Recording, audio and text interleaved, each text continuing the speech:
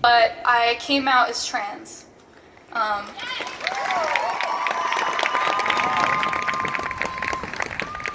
So I'm a dude, and basically always knew it. Just like, oh, it's fine. People can tell. Turns out people can't always tell that I'm trans. So, yeah. And I haven't. It's been tricky because I'm so confident about it.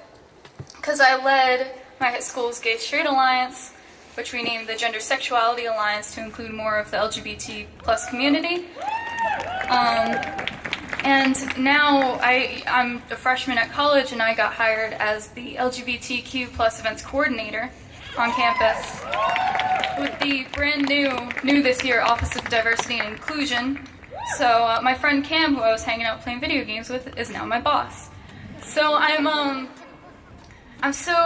know so much about the queer community, and then I just had this experience where I realized I was trans, and I was like, wow, I never thought that was me, and everything I knew just like went out the window. Like all the knowledge I had like was becoming experience. I was like, I don't know what to do. And that's from someone who has spent years working with the queer community to make positive change and to get people's voices heard. And if it's scary for me, someone who has incredible support, lots of family, I work with the people whose jobs it is to make queer folks' lives easier and more manageable. For someone without those resources, it is terrifying. It's frankly kind of scary just to go about life, to know you're safe and everything. And the Orlando shooting, where people who are queer were trying to meet in a safe place to have fun and have a sense of community.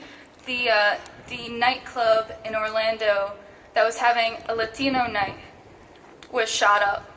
And that was the biggest mass shooting in US history at the time. It no longer is the biggest one we've had. 50 lives were lost.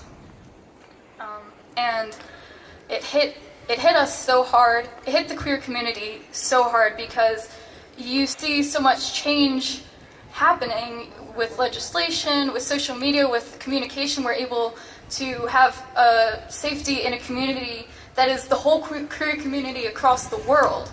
We have that community now. We can talk to anyone and feel safe. And then when something like this happens, you remember that there are still people in the real world. Forget the internet and who you can talk to online. There are just still people that will physically get in your way, that will hurt the queer community, that will shoot a group of young people just trying to have fun because they're queer, because they're Latino.